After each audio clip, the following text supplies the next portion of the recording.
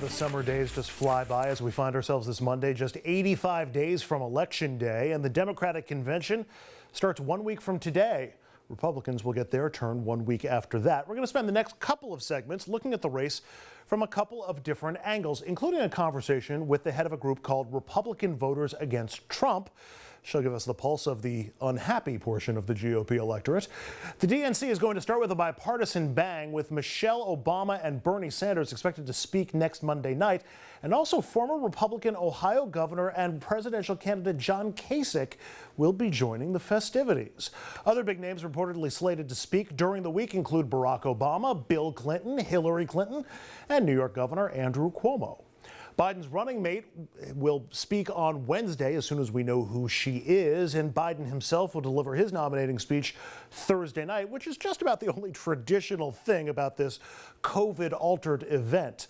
Before we get to our guests, quick look at the polling numbers. The Real Clear Politics average shows Joe Biden holding a 7-point lead. Two key swing states, Pennsylvania and Wisconsin, have new polling. Biden up by 6 points in each.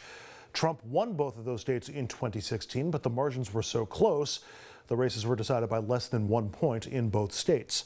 Joining us now, Rick Unger, the host of the nationally syndicated radio program, The Rick Unger Show. Rick, always curious to hear from people outside my personal bubble what you're hearing based off of what you're hearing from listeners and experts, where the presidential race is right now. Well, I think we all have a pretty good idea where it's at right now. Obviously, you see Biden with a pretty good lead. The caution, though, that I do always put out there is do not undersell the hidden Trump vote. You know, I do stay in touch with people, particularly out in the Midwest, and I'm not sure the polls are really capturing how close it could be in a state like Pennsylvania. There is one big difference between now and 2016, Rick. The impact of Trump's bluster feels diminished almost. I mean, last week he said the Beirut blast was a bomb. Nothing happened. No panic from other countries, which might have happened earlier in his presidency. Companies don't seem to be worried about Trump angrily tweeting about them. Even politicians and Republicans don't seem to be as focused on getting his blessing for everything. Is the nation getting tired of Donald Trump's routine? Well, we're not going to know until November, are we? Obviously, those who support him, no, they don't, for the most part, seem to be tired of it. They still believe what he says. God knows why, but they do. Look, you know, there are so few undecideds at this point. This is another factor. Now, we know that people don't really tune into elections until after Labor Day. So that's when you start to really, really get a sense of what's going on. Until then, I don't know what you can trust. As I said, if you're a Trump supporter, you are in most cases still a Trump supporter. The distinction in this election is going to come down to how many people voted for Donald Trump in 2016 that can no longer bring themselves to do it, and how many people get out to vote.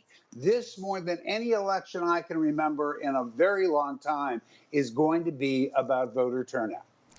I want to shift over to the economy, and I've been calling it the COVID economy, but that may not be telling the whole story. How bad a position do you think we're in? Is this a pandemic recession, a depression? Is there really no term for it? I think it's definitely a pandemic depression. You know, I know what a recession looks like. We saw a pretty deep recession back in 2009. This is substantially more than that. And I got to tell you, the stall out that so many of us expected has now happened. You're not seeing those job numbers come up the way they did, you know, for a month or two in there. Now it's getting back down to probably the last jobs that are still open that people are returning to. So, you know, barring something big changing in terms of the pandemic itself, and I don't think any of us foresee that with the way it's being handled, I think it is a depression, and I think people are starting to get it. And there's no indication of any signs of a real recovery happening between now and November. But politically, what may be more important than the actual numbers are how people feel about the economy, which may explain why Trump is always trumpeting how good the economy looks. We're less than 90 days from the election. Do you see anything that's going to make people feel better about the economy? And to that end, is this debate over relief in Washington just incredibly short-sighted? Well, boy, there's a couple of things in there. I don't think that people feel okay about the economy. I don't think they're going to feel okay about the economy come election day. But here's the interesting question. We don't know how many people are going to look at the economy and say, you know what? This pandemic thing happened. I just can't blame it on Donald Trump. In fact, before the pandemic thing happened, we had a pretty good economy, we thought. Truth is, we had a good economy if you were in those higher income brackets. But they believe that there was a good economy. So we just don't know how much the American people or in what numbers they will put the blame where I think it belongs. You might think so too, which is the poor job we did in handling the pandemic. So that really is something we're going to have to see. Is that a jump ball, you think? Is that something that people can be convinced of through advertising or campaigns, or is that a conclusion they have to reach on their own?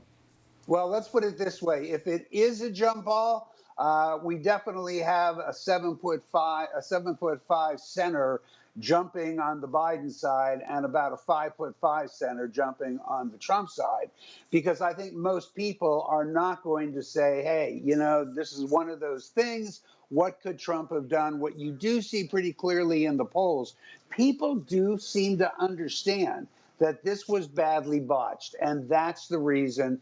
You know what? Trump for so long has tried to make the economy and the pandemic somehow, go against each other. And that was never the answer. The answer was always pandemic has to come first. If you don't get control of the pandemic, you can open up every single business in America. That doesn't mean people are going to leave their homes to go shop. We know that's true because the savings numbers came out today. People are saving twice as much as they were saving before the pandemic happened. People aren't spending money. Curious, Rick, your thoughts on the Trump campaign approach of really trying to attack Joe Biden's age and his cognitive abilities. Because A, it flashes a light on the president's own shortcomings in that regard, and he makes, verbal errors all the time. But I'm also thinking about this because Friday, as Fox News was staking out the Biden home in Delaware to find out about his VP pick, Biden came bicycling past him looking like the image of fitness and health. And I can't imagine President Trump appearing on a bicycle. Do you think those attacks from Trump are having an impact? Do you think they're more dangerous for Trump than he might be giving them credit for? It's an interesting question. I think if this were a more normal election where it wasn't really an election about Donald Trump, which it remains, it is still an election about Donald Trump, I think there'd be even more concern. The truth is, you've got the Trump supporters who are, in many cases, actually convinced that there's something cognitively wrong with Joe Biden, all evidence to the contrary. You've got the Biden supporters who go, "Oh, shut up. Look at your guy. I mean, he's calling Thailand Thailand. What is that about?" But then you have a group of people who are going, "You know what? I'm a little nervous about Joe Biden. He makes a lot of gaffes." People like me would point out, well, he was making gaffes when he was 35 years old. But it's going to be on their minds. At the end of the day, they're only going to have the choice that they have, and it's a Donald Trump election. Final question in my grab bag, Rick.